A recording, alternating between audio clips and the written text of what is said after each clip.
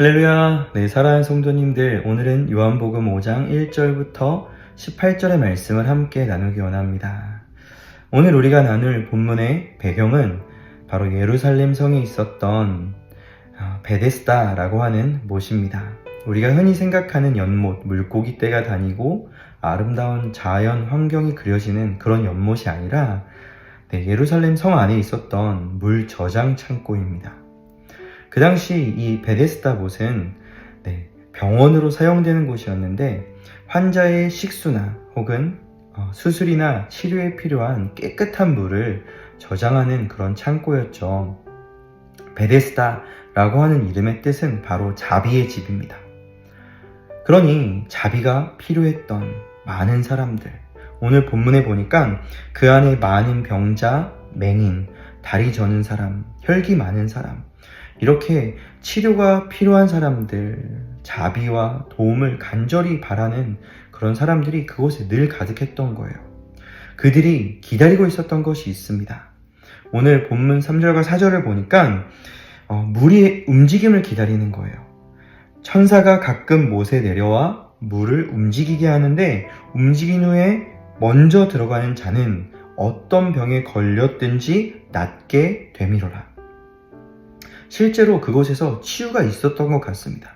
그러니 오랜 세월 동안 그 많은 환자들이, 병자들이 그곳에 찾아온 거죠.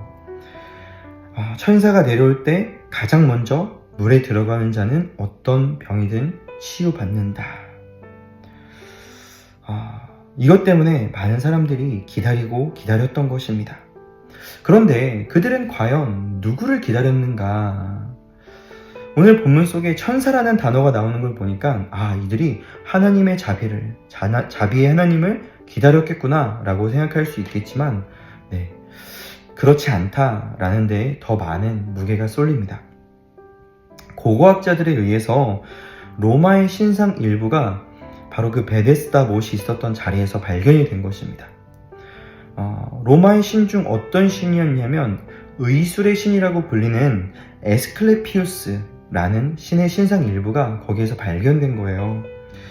간혹 의사들이 타고 다니는 차량의 번호판을 보면 혹은 앰뷸런스에 보면 이런 그림을 보신 적이 있을 것입니다. 지팡이가 있고 뱀이 이렇게 올라가는 듯한 그런 모양. 의학의 상징으로 표현되기도 하는 이 지팡이, 바로 이것이 에스클레피우스가 들고 있던 지팡이라는 것입니다.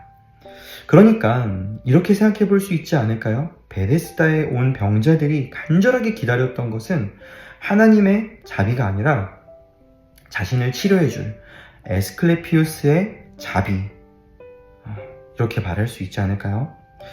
오늘 본문에 보니까 38년 된 병자도 그 무리 중에 있었습니다. 왜 이렇게 오래 있었는지 오늘 예수님과 나눈 대화를 보면 알 수 있습니다. 그는 들어가고 싶었어요. 낫고 싶었어요. 그 안에 간절함이 있었습니다. 그런데 그럴 수가 없었던 것입니다. 뭐라고 하냐면 나를 못에 넣어주는 사람이 없었습니다. 내가 가려고 하면 다른 사람이 먼저 들어갔어요. 그런데 이렇게 오래 기다린 결과 그는 예수님을 만났죠. 그리고 치유를 경험해요. 예수님께서 물어보십니다. 네가 낫고자 하느냐?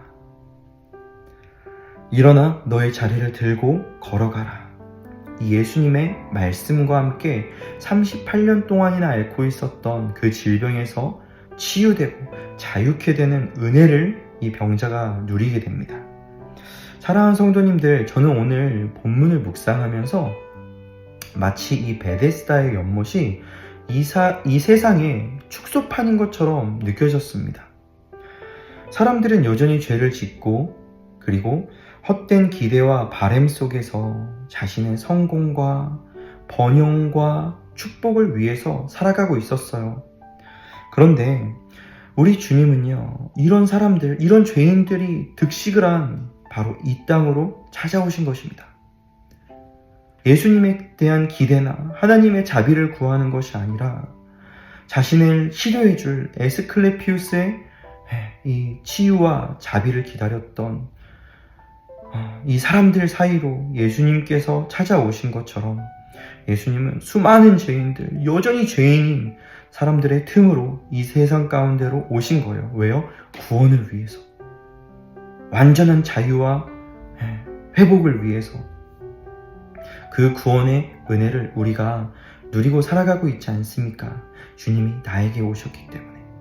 주님이 나에게 찾아오셔서 나에게 은혜를 베푸셨기 때문에 우리는 그 은혜를 잊지 않아야 합니다. 구약에 나오는 이스라엘 백성들, 하나님의 마음을 늘 아프게 하지 않습니까? 많은 죄를 짓지만 그 중에 대표적인 죄 바로 우상 숭배입니다. 그들이 섬겼던 우상 중에 바알신이라고 있습니다.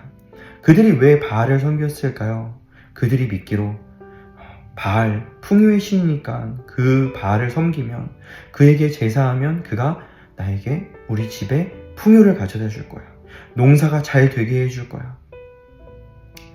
이런 헛된 기대와 바램 속에서 우상을 섬겼던 것입니다. 그런데 이들이 우상을 섬기는 동안 하나님을 섬기지 않았느냐? 아닙니다.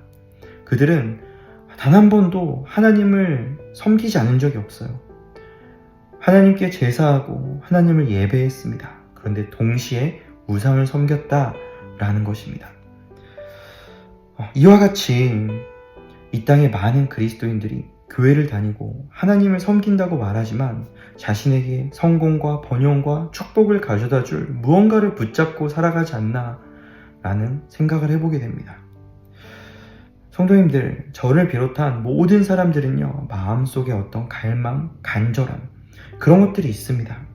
성공에 대한 간절함, 건강에 대한 간절함, 그리고 지금 나의 이 고단한 삶이 역전되고 변화되기를 간절히 바라는 어떤 절박함으로 살아가고 있는 사람들 아마 대부분일 것입니다.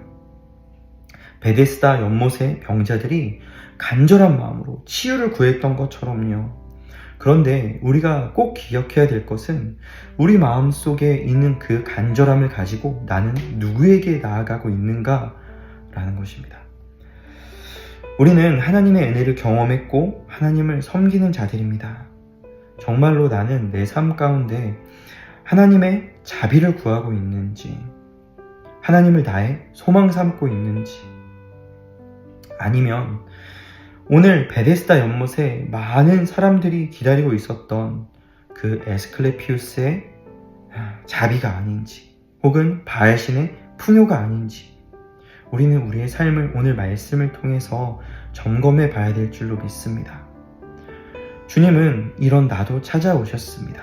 그리고 오늘의 삶에서도 주님은 나를 만나길 원하고 내가 겪고 있는 모든 문제로부터 우리를 자유케 해주시기를 원하시는 분, 그게 바로 우리가 믿고 섬기는 주님이십니다.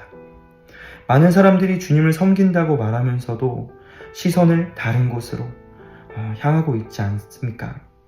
그러한 때 우리 눈을 들어서 주님만이 나의 소망 되십니다 라는 고백으로 주님을 구하고 주님께 나아갈 수 있었으면 좋겠습니다. 네가 낫고자 하느냐? 주님의 이 질문에 우리는 이렇게 대답했으면 좋겠습니다. 네, 그렇습니다. 주님, 제가 낫기를 원합니다. 제가 오직 주님만을 바라봅니다. 일어나 걸어라 라고 말씀해 주십시오. 주의 말씀을 통해 내가 치유를 경험하고 회복을 경험하고 자유케 되는 것을 경험하기 원합니다. 주님, 내 삶에 오늘도 찾아와 주셔서 저에게 말씀해 주십시오. 나와 동행해 주십시오. 이 마음과 이 간절한 마음으로 우리 주님께 나아갈 때 오늘도 우리를 붙드시는 주님의 그 강한 손이, 그 자비의 손길이 우리의 삶을 붙들고 치유하고 우리의 마음을 새롭게 하실 줄로 믿습니다. 오늘도 말씀으로 승리하시는 우리 성도님들의 삶이 되기를 주님의 이름으로 축복합니다.